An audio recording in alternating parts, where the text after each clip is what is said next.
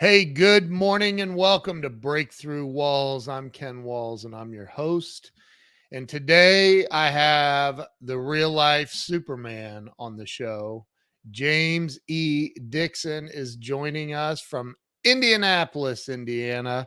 And I cannot wait to hear this guy's story. I've heard a lot of amazing things about him. So, listen, do me a favor, do your friends and your family a favor, share this out. Let's get some motivation in people's lives today. You guys are going to love this guy. So stay with us and make sure you go share this out right now. Thank you.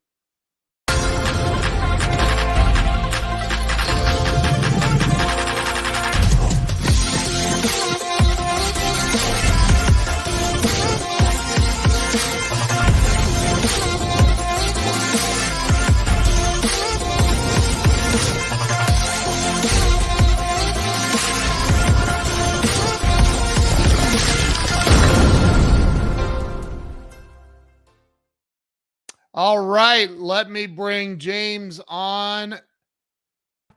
James, welcome to the show.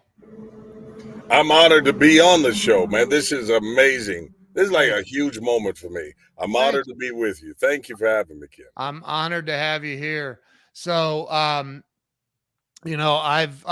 started this show 5 years ago, almost 5 years ago now, and have interviewed over 500 celebrities and entrepreneurs.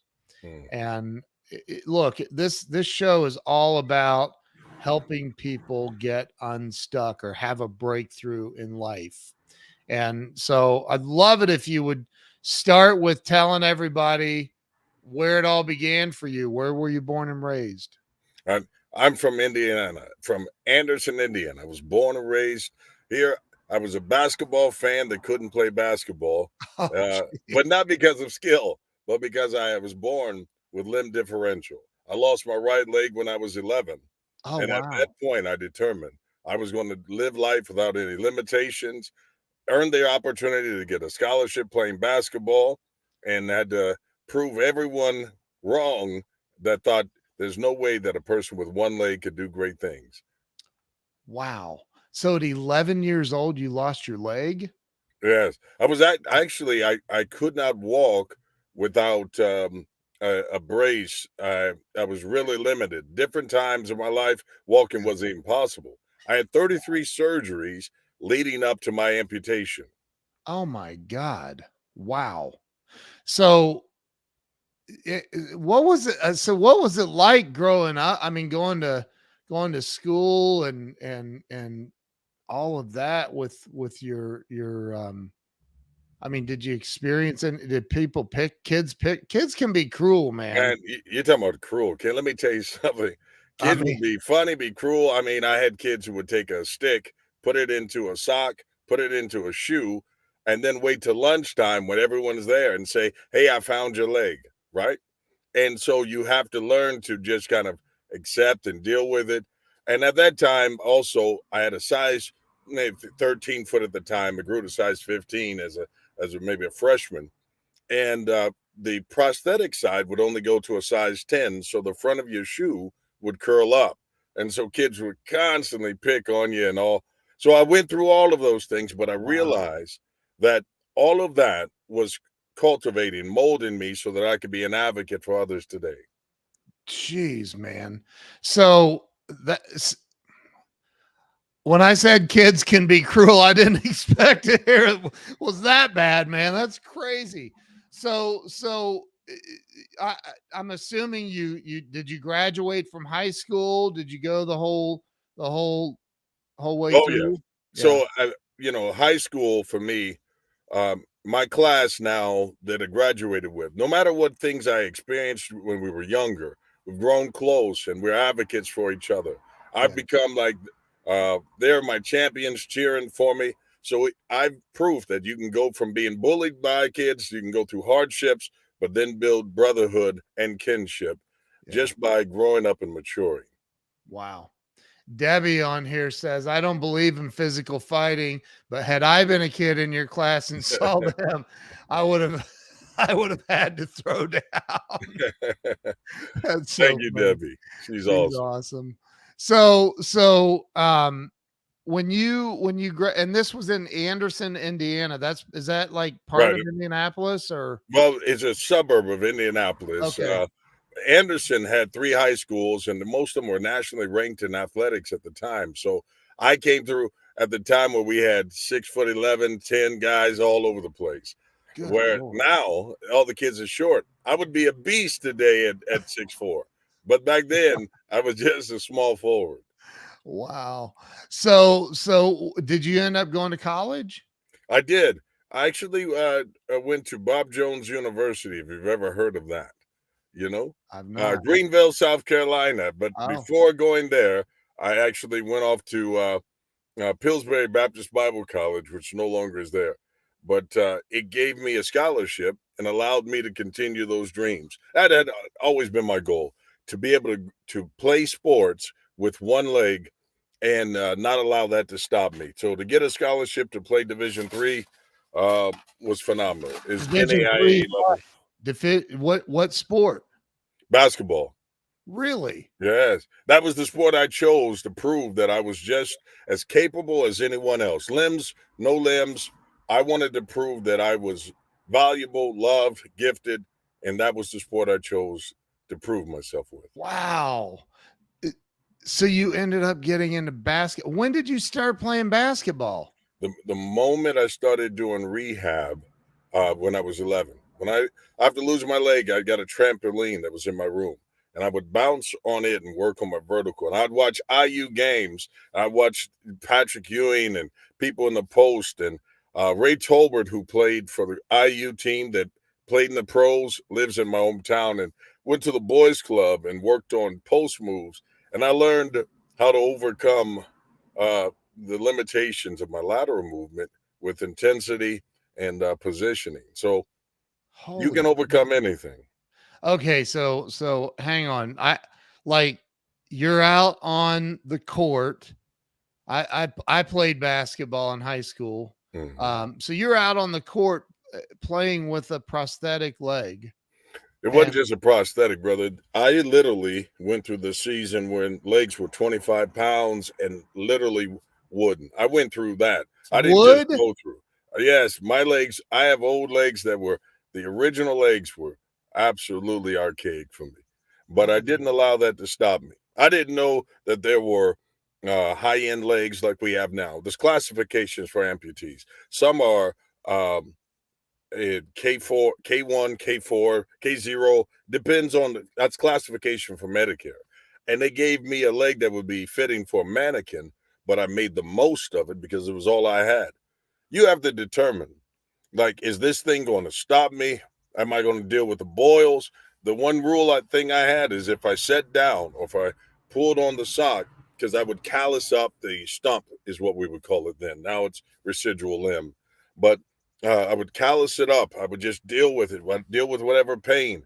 As long as the coach didn't take me out, I kept that sweat going. I could keep going. But once I came out, usually the leg would swell and it would end my evening. Wow. Wow. I don't even know where I'm never at a loss for words, but I'm sitting here thinking like, was there ever a time? I'm sure there had to have been times where you wanted to feel sorry for yourself, or you went through moments of that, right? At some point. Well, now there weren't just moments. I grew up with the question of why. Why did I Right. have to be born this way? Why am I limited? Why is that everybody in the family is athletic? Everyone got to serve in the military, and I was the one kid, the one boy that wouldn't be able to.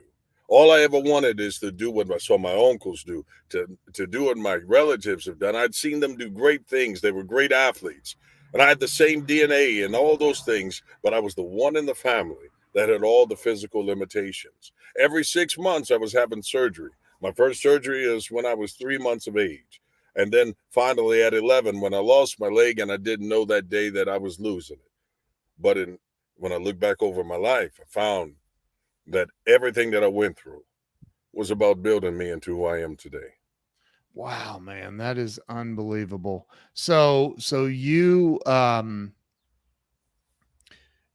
did you graduate from college? Well, I left my senior year. I wasn't able to pay for finals. Hardship financially and all those things, as much as I tried, brother. So I went out, started to go into work with the idea that I would go ahead and I'd pay it off. I'm gonna get this thing done. Next thing I know, you start building a family and it gets harder. And then you go through life and you never get back to it. But what I found is that I study more now than I ever did in college. Growing, developing, reading. I do more now. If I'd have known then that the stuff there was small, Look at Joe Ingram on here. ignore Joe.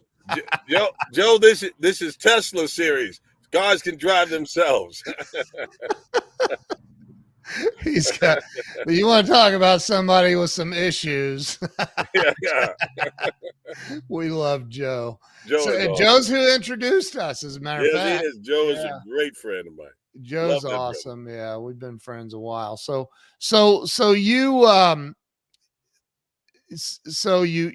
left college your senior year and you started a family. Is that what I mean, is that why you left? Well, no, I left.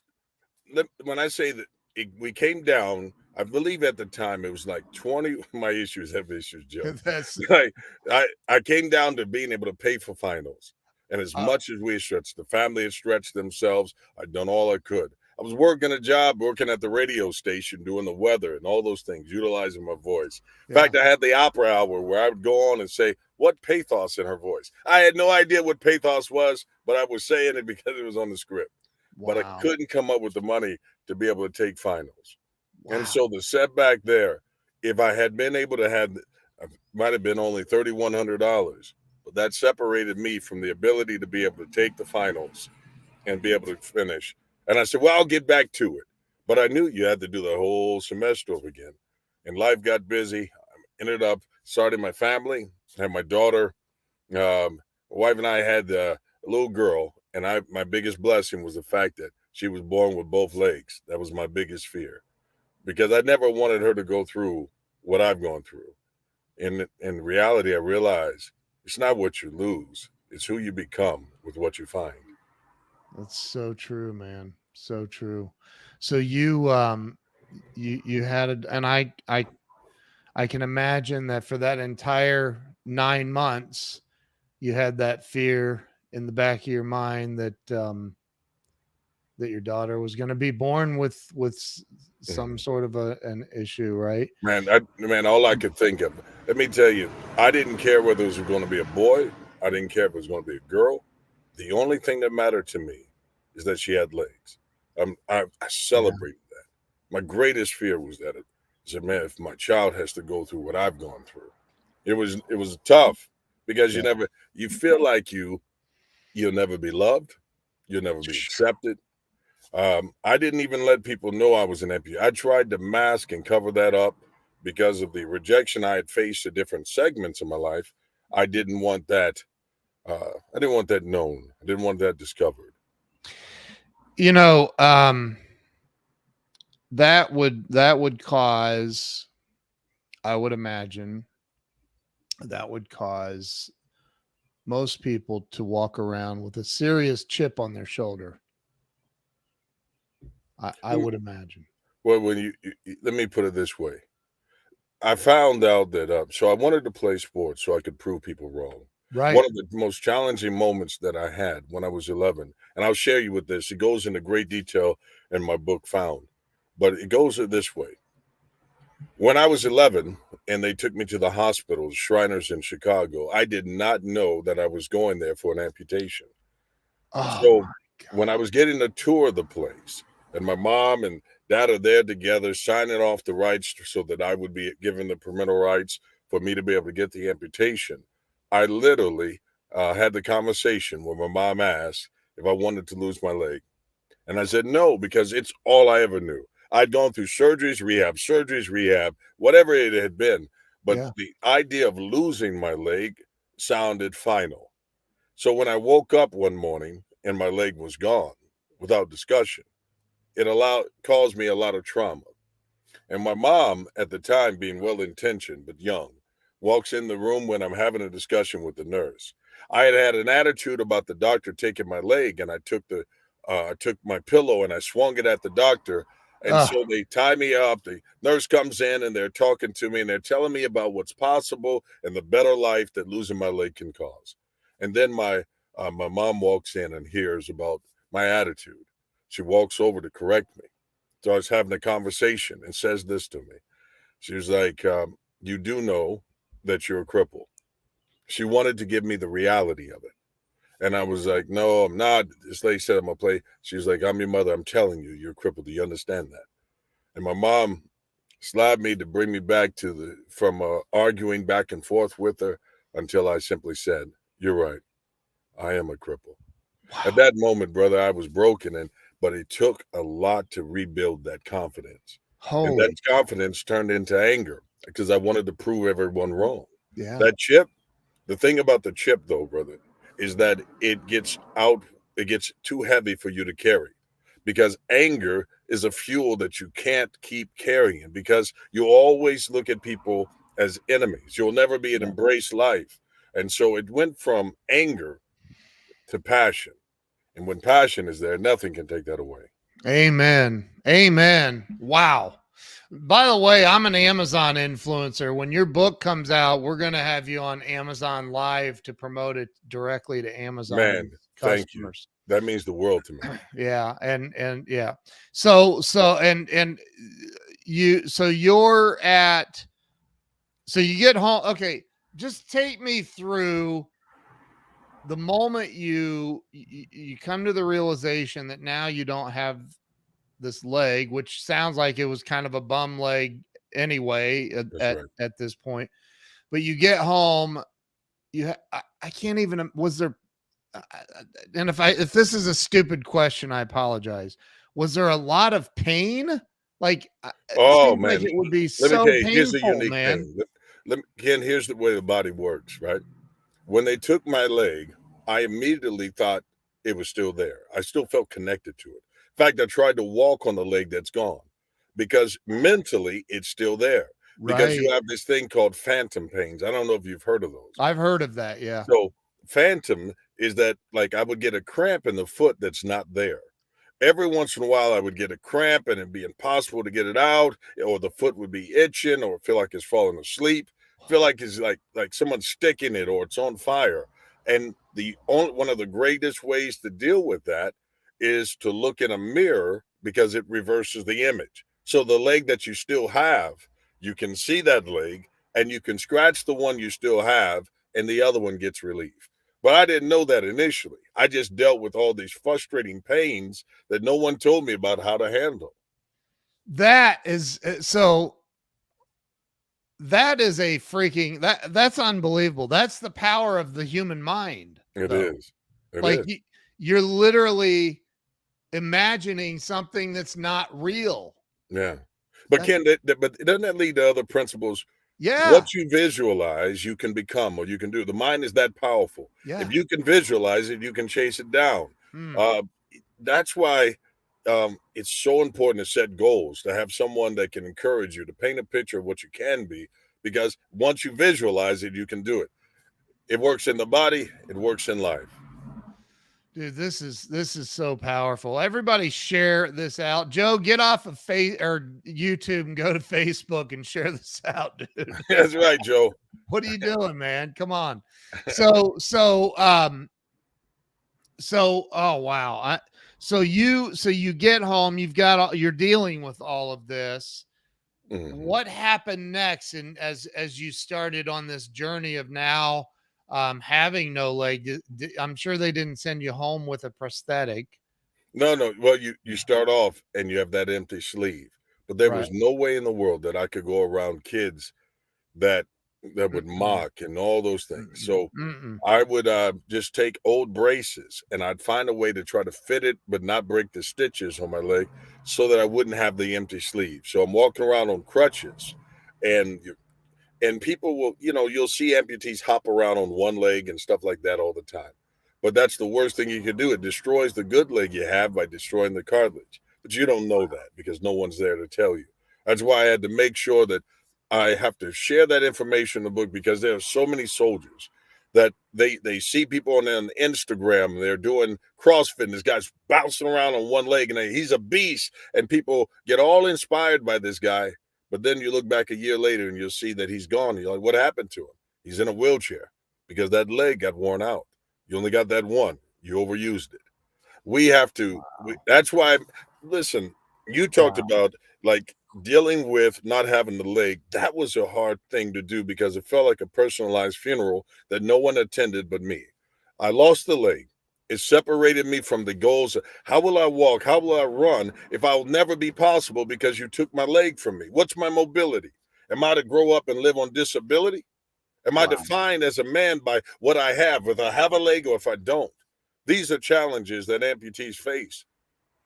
But there are Wow. some of us that discover that the loss of the limb can end up being, man, it's the best gift of your life. Wow.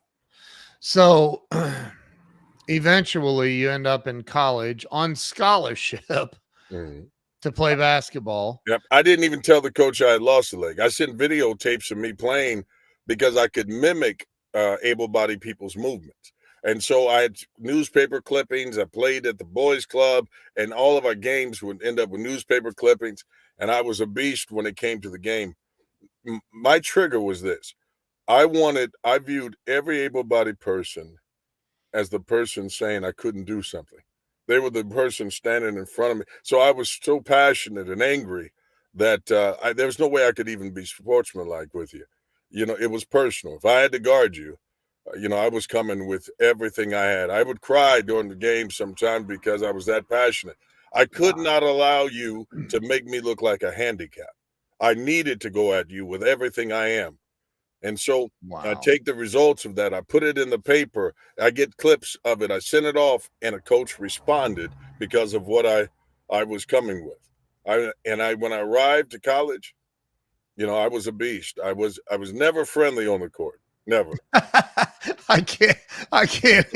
I'll bet you weren't. Yeah. I'm just gonna bet you weren't. Joe, look, Joe has issues, and he's displaying his issues publicly.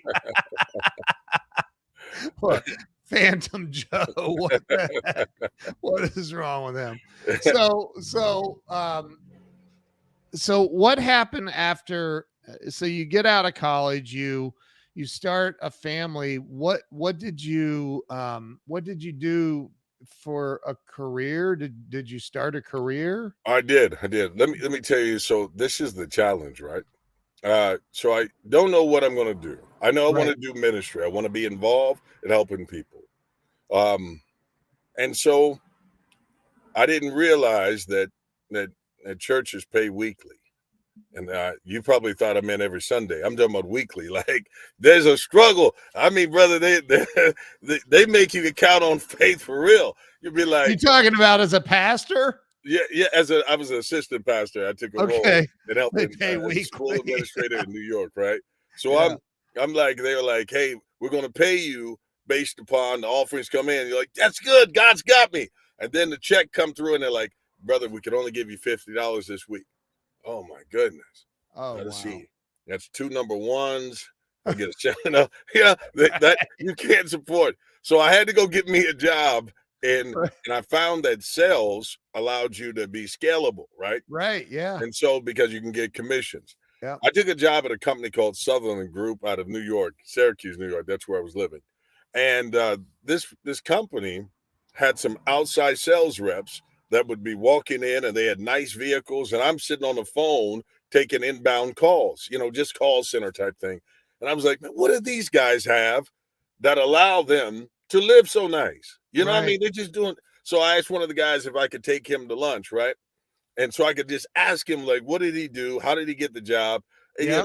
and the guy was, I found that there were some common things. He was passionate, he was committed, but he was confident.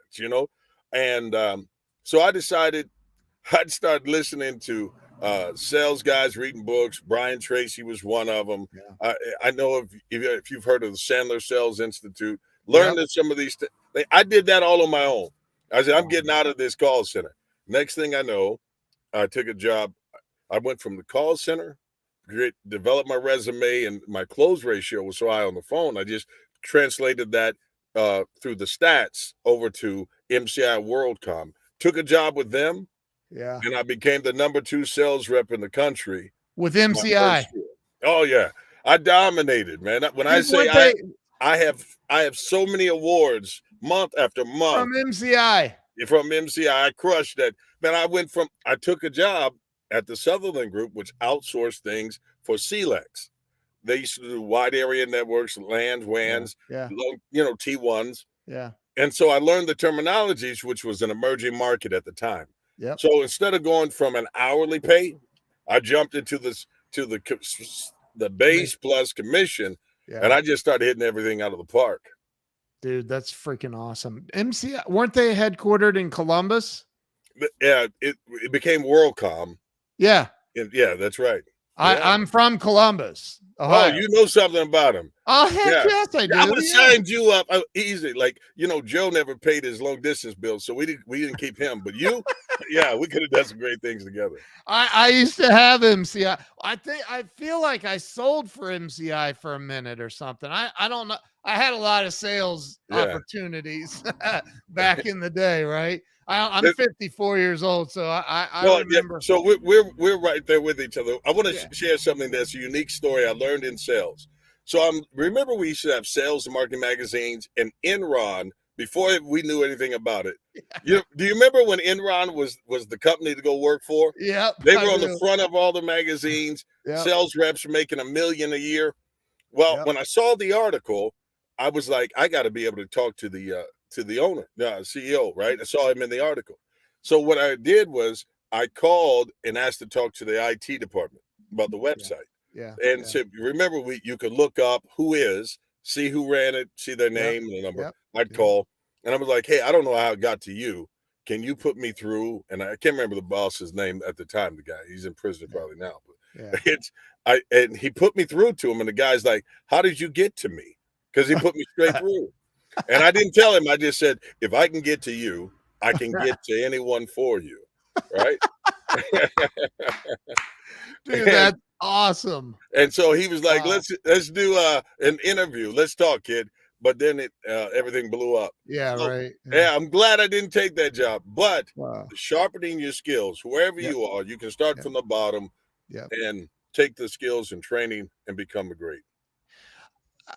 So I'm going to ask a question. I have a feel it's almost a rhetorical question.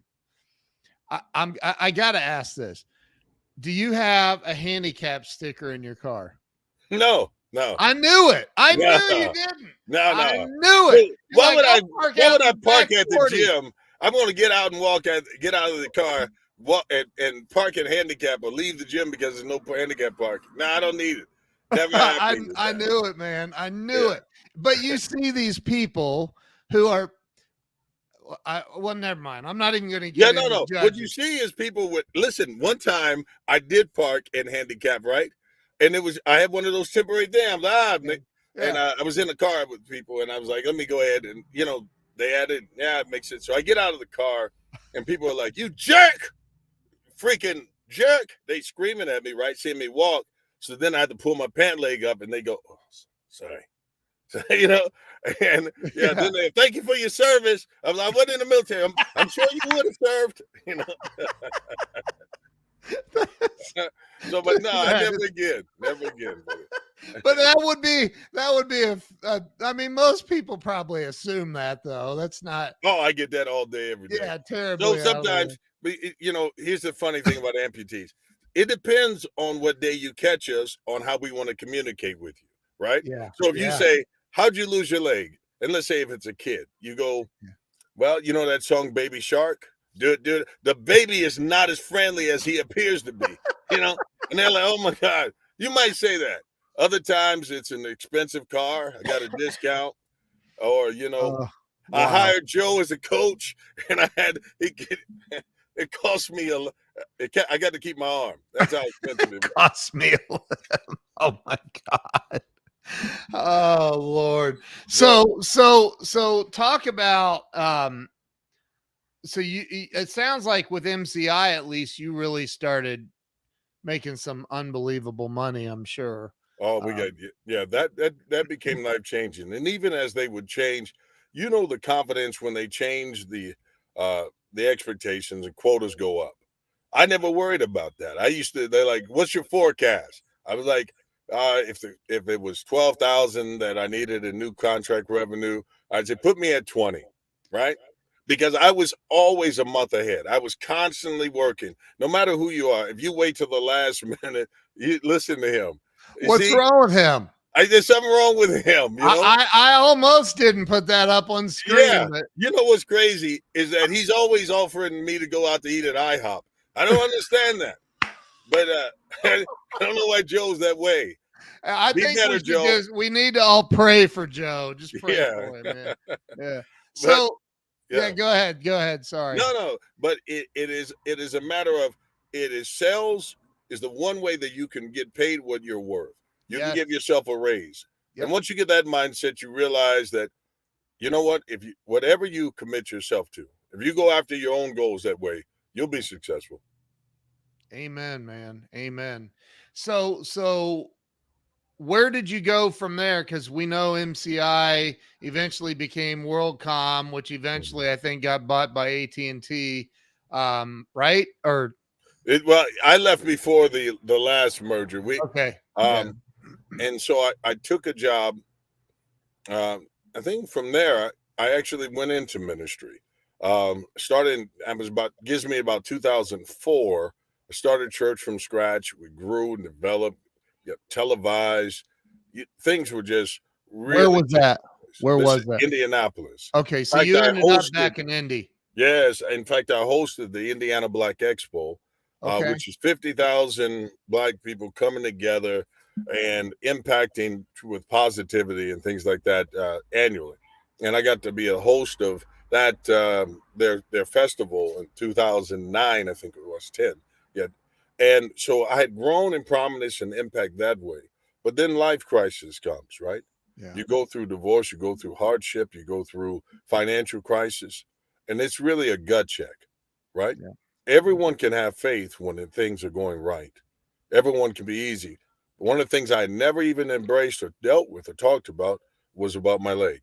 I just tried to live life, coast through that, and hope no one noticed. I never spoke on it. I never mentioned Really? anything, right? Nothing. Yeah, it was like avoiding. If you could visit a younger version of yourself with what you know now, I would drop down to 11-year-old and be like, that leg, that's the key to your success, right?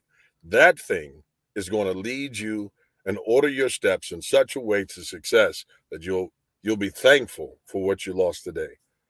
But instead, I tried to identify and find myself through roles, but roles don't do it.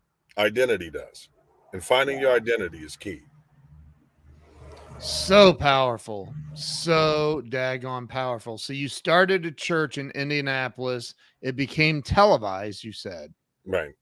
Do you still have that church? No. What ended up happening when I stepped away from ministry, I had gone through divorce, things were falling apart. Your life gets hacked. Um, and then when I went into, um, yeah, Joe is just he's who let Joe have this? Who let who, Joe in the who let house? Joe on the phone? Please take away his prepaid phone, please. Yeah, listen, when I went He's through. got, he's got Boost Mobile. He can't You stay know on it. here. Joe He, is so cheap, man. That he brother can't is be not on jumping off a too long. collar for nothing. The Uh, we're talking about this the experience of going through that. I ended up having to take a job pushing carts at Costco to make after the sure that ministry. yes, brother. Listen, man, Whoa. I had gone through hardship, right? And I had to Wow. find a job, and this wasn't going to be about uh this wasn't going to be easy. So I took a job, and as I was pushing these carts, my self esteem was being bothered because of people's perception of me. I needed to take care of my family. I had expenses. You have Yeah. child support. You have things you really have to do. Yeah. And you're like, man, can I swallow my pride and push these cards? And the first day I was pushing the cards, people were Yep. looking at me as if I were diseased, a leper, low life. And I was like, I can't do it. So I put on a suit the next day and I came back and started pushing the same cards. And everyone came up to me thinking I was the manager. As a result of it, I was able to deal with people, and the leadership saw the way that I was working with people, resolving conflicts. I went from 12.50 an hour to 85,000 a month later. I was employee of the month, and so What? I've learned push the cards, do the things that are hard or feel impossible because it can open up doors for you that you have no idea. Wait a minute. You went from in 1 month, you went In from 1 month, I $12. became employee of the month in 10 days, and the very next month, they had promoted me up, and I became the marketing manager. Wow. There was an I just opening. got full body chills. Yeah.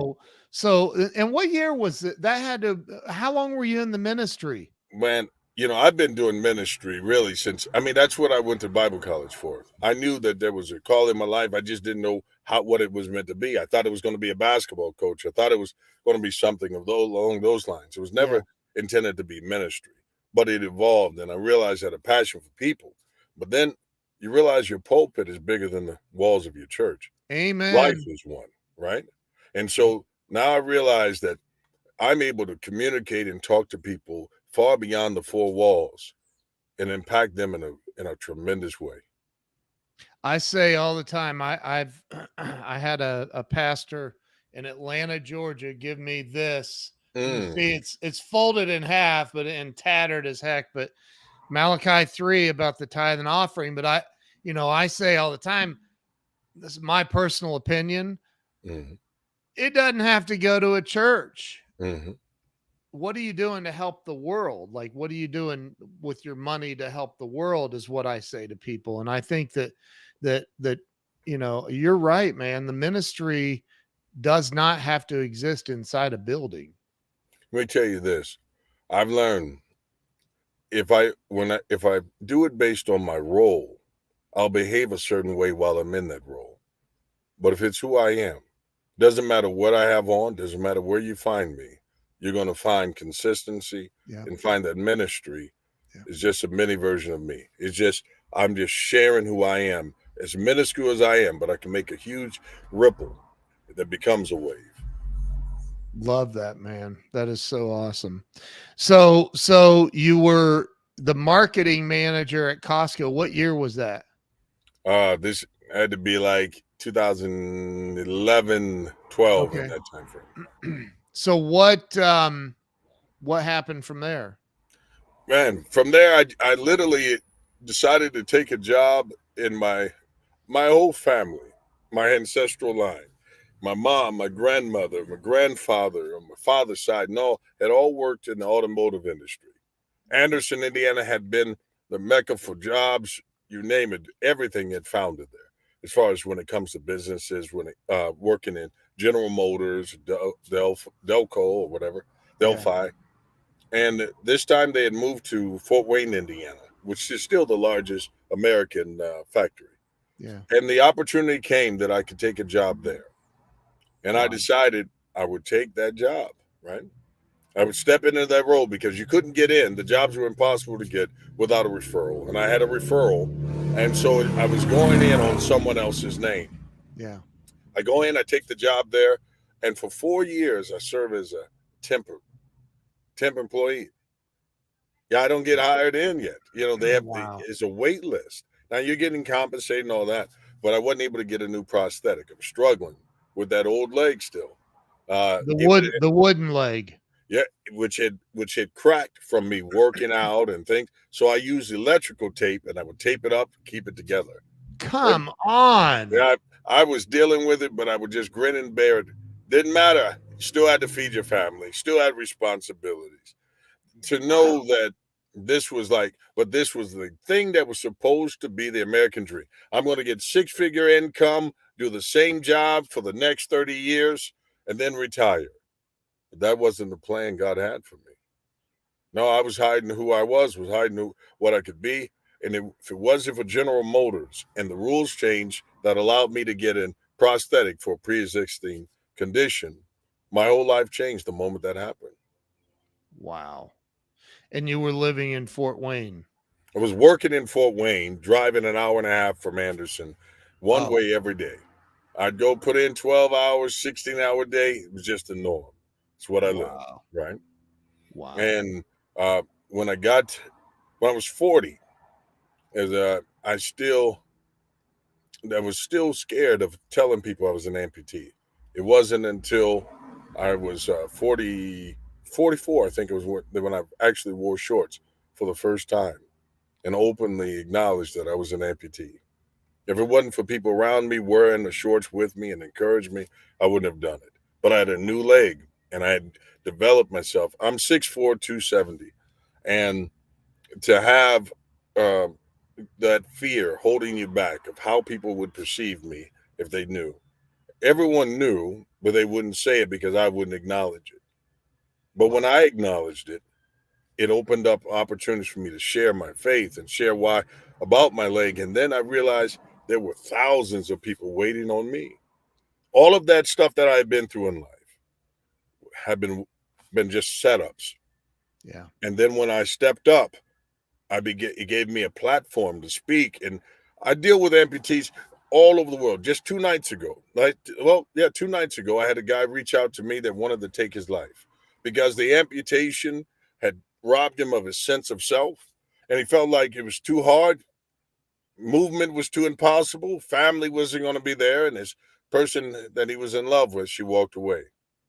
And he said, why should I live? And so Wow. I tell him, man, you are at the bottom, but that means you can get up. That means you can look up. Everything is uphill from here. The leg is gone, but not your purpose. You weren't even interested until you lost the leg, but now you can inspire people with what you've lost. This is your greatest thing that you've ever had, even though it doesn't seem like it. Now, I wouldn't have been able to tell people that if Right. I hadn't gone through that development and found who I am through the limb loss and how that gave me the principles to be able to inspire other people. What year? And so you were driving to Fort Wayne, and this was for General Motors, you said? Absolutely. How Yeah, long did that last? Are you still doing that? almost 12. No, I did that for 12 years. 10 months ago, everything changed. Okay. And how old are you now? I'm 49. 49. So 10 months ago, everything changed. Everything. Tell me, and 10 months ago, what were you doing for work?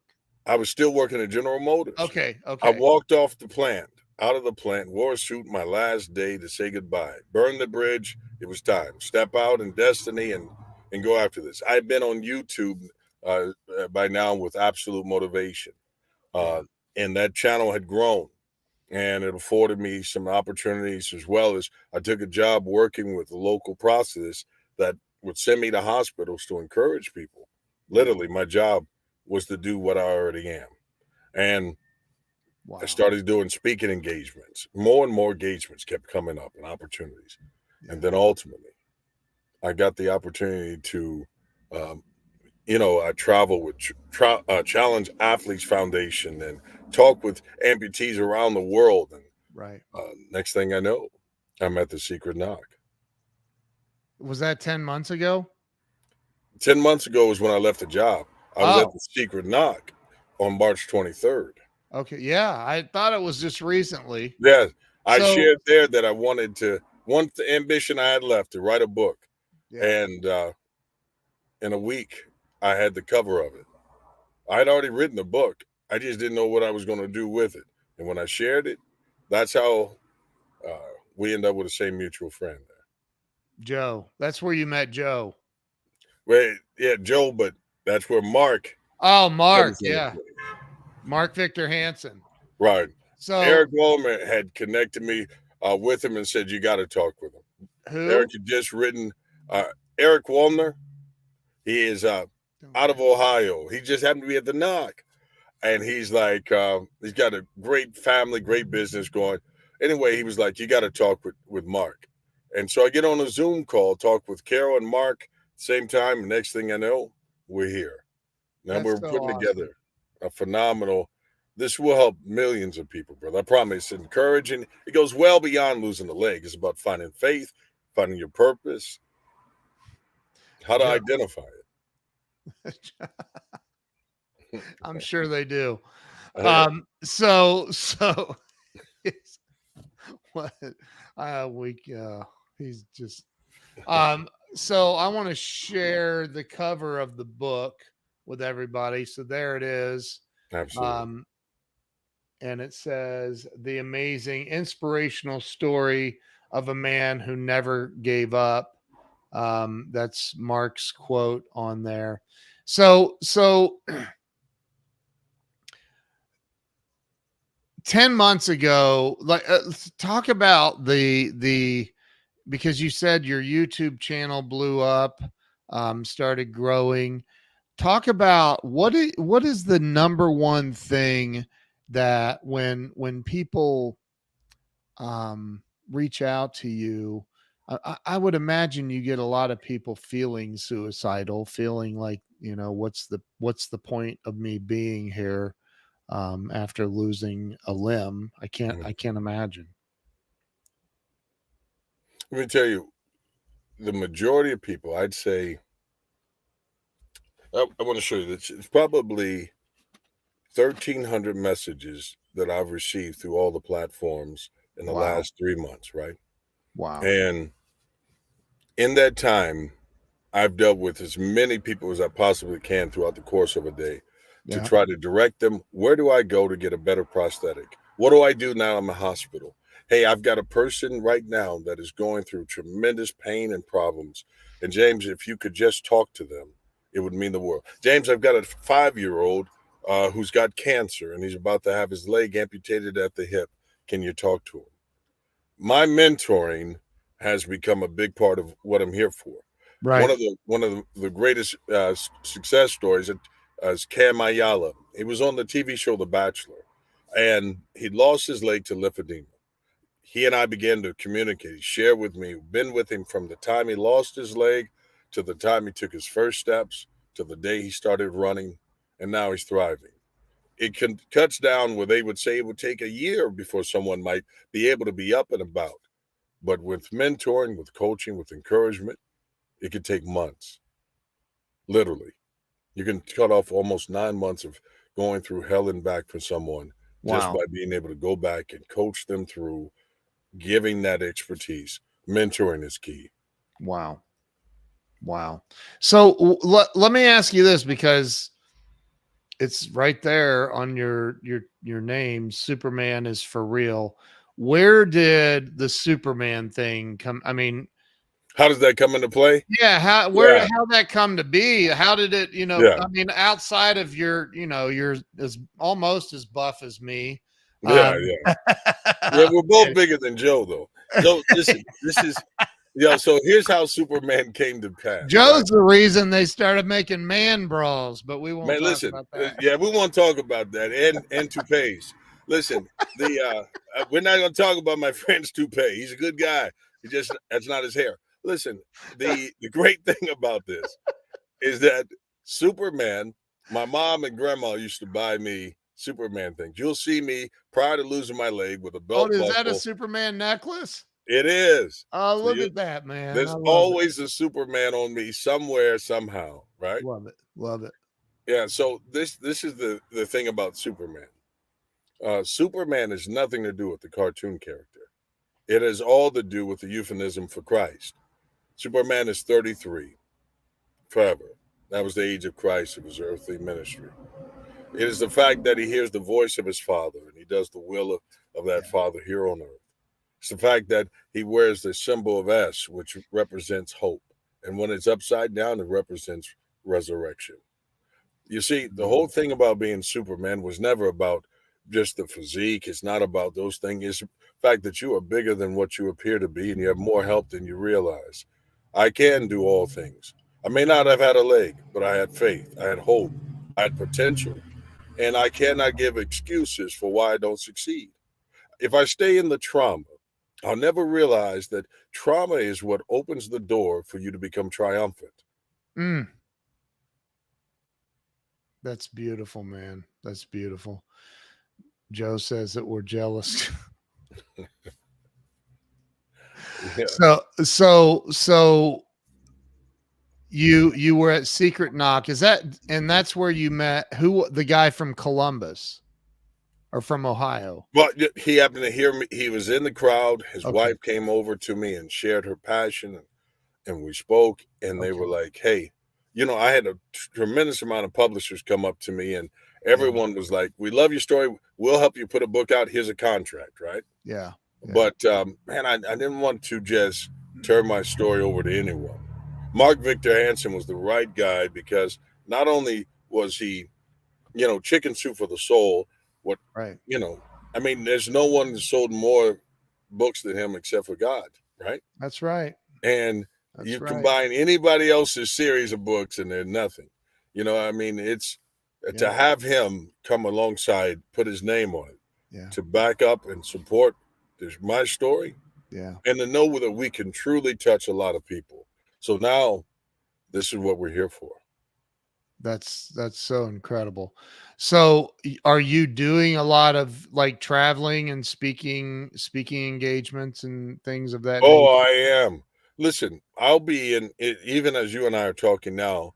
I'm leaving to go to Atlanta, Georgia. I'll be at the Avalon Hotel, Hotel Avalon there, Yeah. and I'm the keynote for the Georgia State Orthotics and Prosthetics. So everyone that builds legs in the state of Georgia is coming.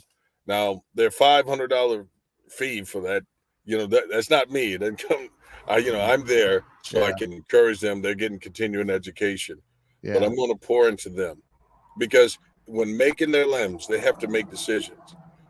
Ken, do you know why I'm not a gold medalist in the Paralympians? I would imagine the reason is you never identified as a para Olympian. Right. Yeah, I never saw myself as an amputee, right? I never I saw hear myself it. as handicapped. And but I was never told about the limbs. When I look back at the 1992 Olympics, the first one I would have been able to compete in, I Yeah. was 18 that year. And I look at the speeds in the 100-meter dash. If you ever look on YouTube and watch that 1992 group run, you'll see that only one amputee in the world was able to run. The rest could barely move. I Yeah. would have dominated that. I'm not talking about a little bit. I'm talking about I was Carl Lewis to that group all day, every day, but I Wow. didn't know about it. There are a lot of opportunities that I didn't know about that if I had, I would have gone a different route. But Wow. this was the right route for me. God didn't allow me to know about that because he had a different plan for me. I was supposed to go into an able-bodied world and go in and compete and learn the movements and things that I perfected from driving as an amputee to running. I can jump, I can do box jumps, I can do leg stands for 30 seconds on the amputated side. There's nothing that I have a limitation on because I worked diligently to close the gap between what you can do and what I do.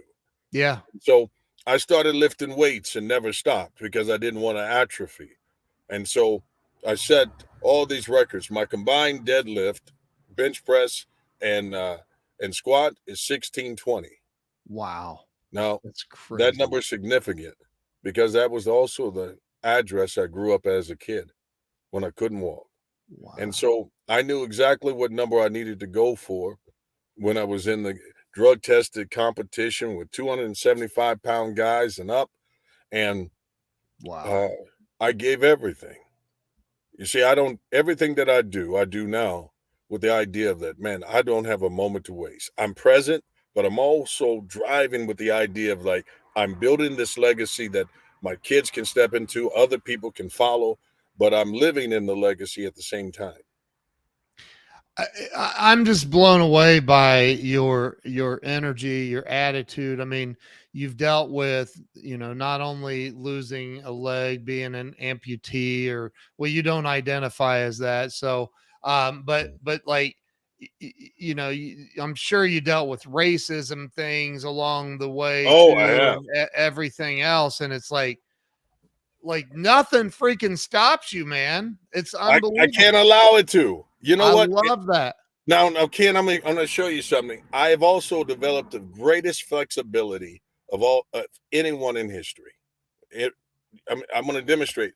I have been able to be able to place my foot behind my back, just stretching at any given moment. Look, I'm right now while in the back seat. I'm telling you, I have great flexibility. There are things that I can do you'll never be able to do. Just look at that. You try it. Let me see you do it. You see what I mean? Oh my There God. are gifts and talents, there are Oh opportunities my God. that, let me tell you something. We can't allow ourselves to be limited or feel like I am Oh, losing who I am because of what I've lost. It right. makes you more dynamic. It makes you powerful. It makes you gifted. It makes it so that your story can be able to do something amazing in the lives of others. But as long as we stay hidden or feel ashamed about, every one of us has somebody dysmorphia. Whether we realize it or not, whether you have all your limbs or True. not, True. something you're insecure about, whether your stomach, like maybe you're like Joe and you're like, man, my hair's not real. Whatever it is, you have got My, to be able to get over that. the little And bit I have left yeah, is that's still right. real. You know, it is. There's a reason why they call him Hat Joe. Listen, there is we. You have to be able to love who you are in spite of what you don't have, because what you are is enough. I ask this question of everybody on the show, and I always preface it with Joe said the leg thing was awesome. So and Debbie, you've got to be on Debbie's show too. She actually has a show called Find It. Come My on, book is man. called Found. We were I meant to be know. together. Come Debbie, on. let's talk now. Yeah. Yeah. So the question is this. The number one answer to this question is fear. And I really hope that you do better than fear. I think you will. Um here's the question. It's two part. So number one, I believe that um happiness is tied to money. I look, I've been broke and homeless and I've been wealthy, and wealthy is way better. So number one, what stops people from finding real financial success in life and um freedom, joy, happiness, You ready? having all of it, the whole package? What stops people from having all of it? Knowledge is Come purely on. knowledge. The moment you become aware that someone else made it and you meet them, you see them, you realize that they're not made of anything different than you are. You realize that it's possible for me. The moment I sit there and I talk, I was at the Secret Knock, I got to rub elbows with CEOs and billionaires. And what I found is that they were just as common as I was. Challenges just like I have. If they were successful because they were disciplined, because they had mentoring, they had counsel, and they had people that were willing to believe in them and challenge them. They failed 1,000 times, but they kept going because they Mm, didn't give up their dreams or their enthusiasm as they were failing. And when I learned that, you want to become wealthy, it's about realizing that it's possible. The mm. moment you find out that it's not my race, it wasn't the loss of my leg that broke me, it was the fact that I didn't see someone that made the way out. Think about how many kids would see Michael Jordan play sports and grew up with that, like Mike, I want to be like him. And so they imitated him. And so they became better ball players because they dedicated and put time in. Yeah. But if I spent time with someone who had developed wealth and saw their disciplines, if that had been my Mike, nothing stops you because you just would imitate it. And once you imitate those habits, they're out because they're common. Hard work, discipline, consistency, and then accountability. You get those in you, you'll find success. Amen. Amen and amen. And the whole church said amen. Wow. Debbie says, OMG, no way. Yes, I'll be in touch. I want to find it, and you have found it. Oh, So, man. That's yeah, awesome. you'll love Debbie. She's freaking awesome. She is so awesome. So what is there anything else that you would like to leave the audience with before we end this? Like, is there a do you have a website address or anything of that Right, nature? yeah, like, listen, my you can pre-order the book. The book is found. But the book is not just a book, man. It's an outpouring. I go through some things that I've gone through in life that you will laugh, you will cry, but you will find it to be encouraging. One of the greatest challenges, Ken, I want to share with you that is in the book is that when the day I lost my leg, I had two roommates that were in my room. I had a kid on one side of me that was 8, and I had one that was 12. The 8-year-old was in an incubator. His parents would touch him with gloves and communicate with him. And he had a horrible prognosis about his life expectancy. I didn't know that when I met him. I would just talk with him from the bed. And when we would talk, and became close friends and stuff. We'd laugh all night long. And then one morning, he was just gone. And so when I woke up and he was gone, his mom came in and gave me one of his teddy bears, and she gave one to the other kid as well. And then she said, I said, Where's Matt? And she said, he's gone. And I said, she said, thank you for being his friend. And I was like, oh, Matt's gone home. She was like, no, she's going on to be with the Lord. You see, I hadn't lost my leg yet. And now I've experienced that people die. And then on the other side of me, the kid, I watched his mom come in. He was paralyzed from the waist down. And his mom left there was a mirror on the ceiling so we could communicate because he was always laying on his back. His mom, they close the curtains for privacy and they come in and they tell his mom wants to talk to him. And she was like, I can't do it anymore. You see, I got to be able to live my own life. It's too hard taking care of you. And What? he's like, Mom, I promise I won't be bad no more. And she was like, I just can't do it. You're making this too hard for me.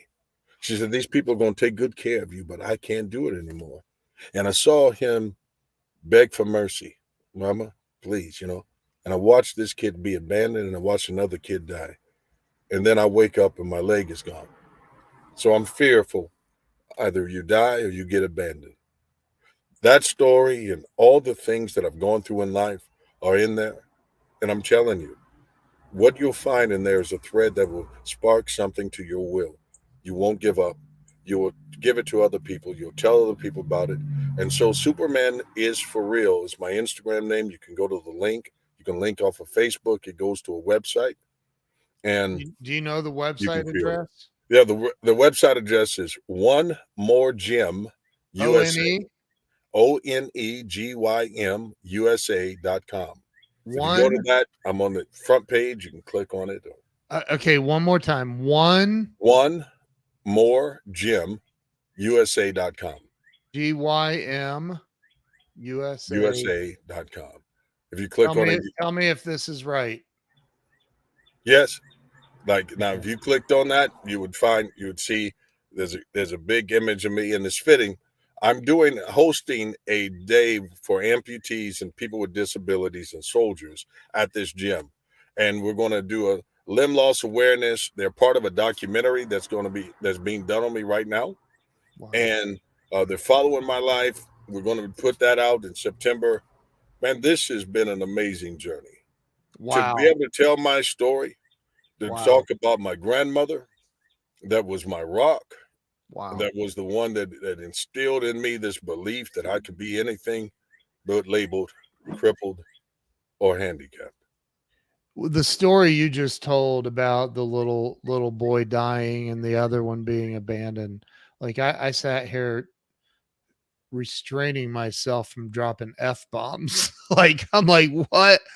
Who abandons their child no matter what they're going through, especially if they're going through, just is mind blowing. I'm and the fact that you're on the other side of all this and you're living your life to inspire other people and help other people, man, that's just unbelievable. It's amazing to me. And I'm grateful and honored to have had you on the show today. You're amazing. Now, Ken, So, thank you. You're breaking through walls, not just walls in the sense of homes and lives and hearts and minds, but you're bringing information to the world that is important. I'm honored to be on your show. I'm thankful. me too, man. Me too. Joe, I'm going to pray for you again. Oh my God. James, thank you so much. Everybody go follow James on Instagram. Superman is 4 real, right? Right. Just like it says there next to your name. And please come subscribe to Absolute Motivation, my YouTube channel. It's got Absolutely. 1.4 million people. And What? yeah, it's What? grown. I said it's grown, brother. It is, in fact, Dude. there's a video today, I think, and we have thousands that listen to us every day. And I Wow. include my team, Naveed, Azim, these guys, we include amputees, soldiers in the videos. Wait till you see it. You'll thank me Wow. for it. Wow, that is freaking awesome, man. So okay, make sure you go subscribe to Absolute Motivation as well. You need to do that like right now. James, you are Superman. Debbie said, "OMG, I think I've seen him on IG." I'm sure Yeah. you have. I'm sure you have. So and keep tagging me on Instagram, man. I love that. So everybody make sure you go follow James everywhere and go to onemoregymusa.com, pre-order the book. I can't wait to get a copy of this book Man, and thank you. have you on I'm on sorry. Be serious. Man, kid, come on, man. You're telling people about me and you're laughing and stuff. That's so funny, man. Holy crap. So I can't wait to have you on Amazon too. And when the book is released, I'll have you back on another live stream and we'll blow it up, man. We will You got blow it, it my up. friend. So Thank you. appreciate you, man. Block Joe. Block Joe. Hit that block button. Block Joe. Block Joe.